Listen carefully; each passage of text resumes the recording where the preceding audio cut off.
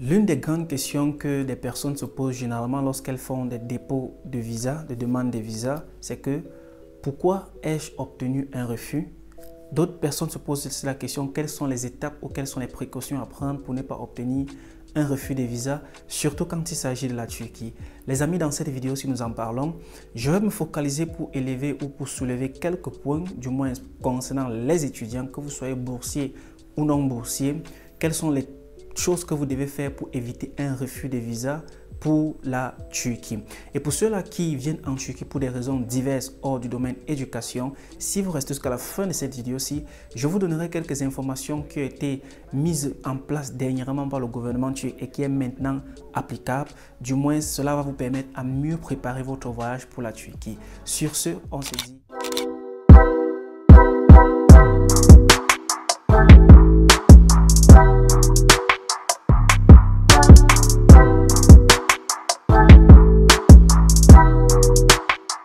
De plus, si vous me découvrez pour la première fois, je suis Donald Christian. Sur cette chaîne-ci, nous parlons d'études à l'étranger, des bourses d'études internationales et aussi d'immigration. Si ces différentes thématiques-là t'intéressent, toi, n'hésite pas surtout d'appuyer juste sur le bouton s'abonner et d'activer la cloche de notification pour ne rater aucun contenu qui est, du moins, du jour au lendemain, partagé sur cette chaîne-ci. Sur ce, comme premier critère, lorsque vous voulez venir faire des études en Turquie et que vous faites une demande d'admission, si vous réussissez à obtenir la demande d'admission, maintenant, vous partez à la demande de visa. À la demande de visa, c'est généralement plus compliqué pour ceux-là qui ne connaissent pas. Alors, les amis, le premier critère important à noter lorsque vous faites une demande de visa est l'âge.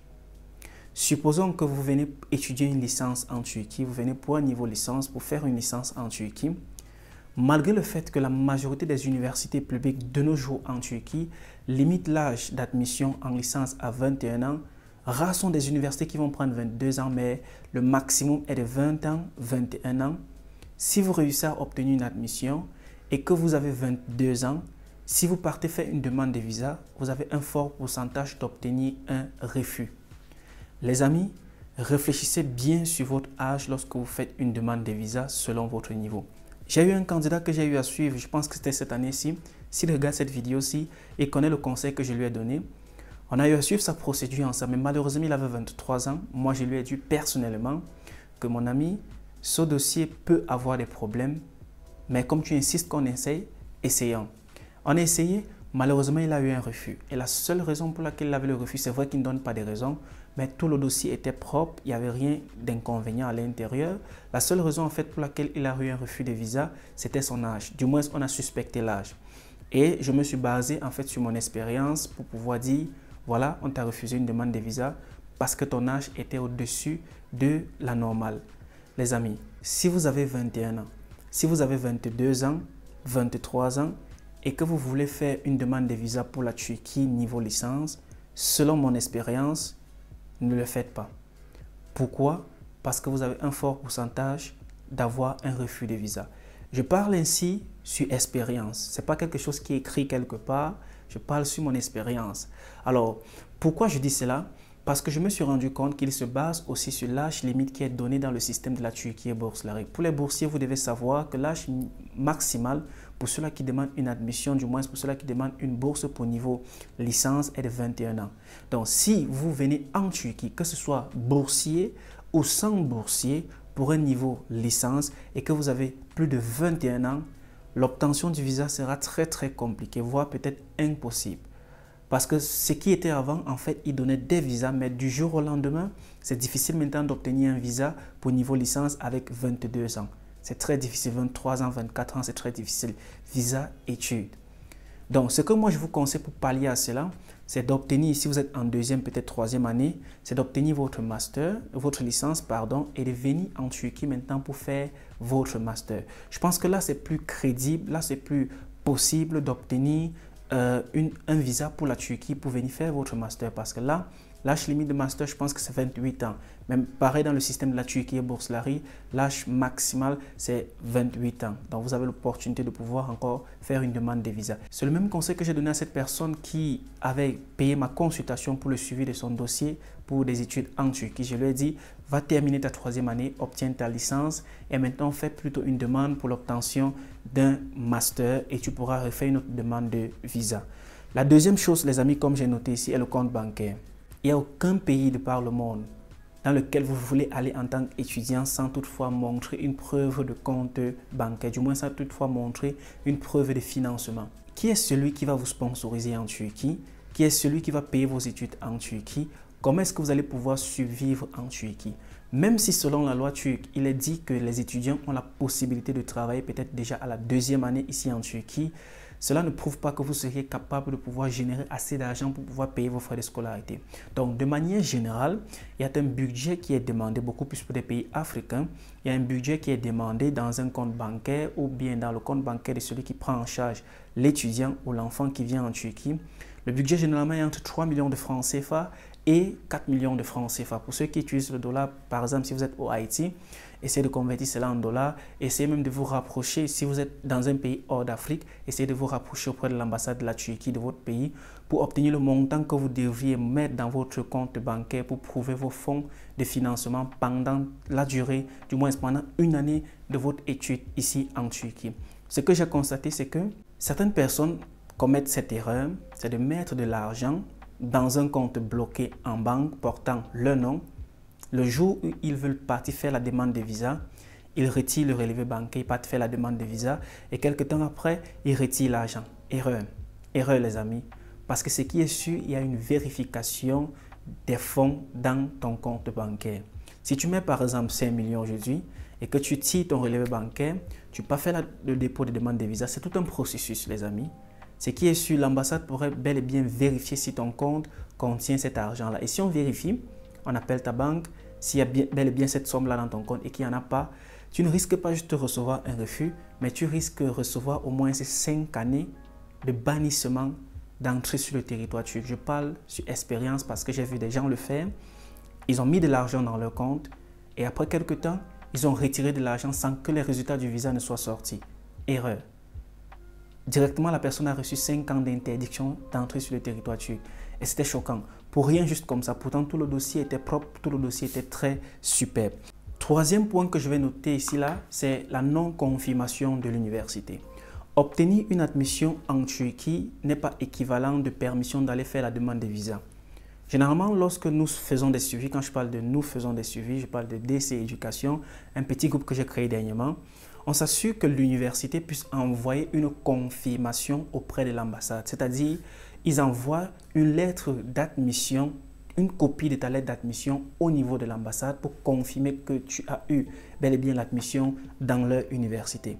Alors, si tu obtiens une admission ici en Turquie et que l'ambassade ne reçoit pas une confirmation de l'université, beaucoup plus les universités privées. Pourquoi? Parce qu'il n'y a pas une possibilité.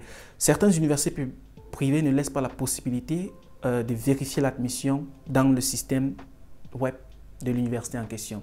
Par contre, dans les universités publiques, vous avez la possibilité, lorsque vous obtenez votre admission, d'entrer dans le site internet de l'université et de vérifier bel et bien que vous êtes présent dans le système de l'université parce que tous les étudiants sont enregistrés là-bas.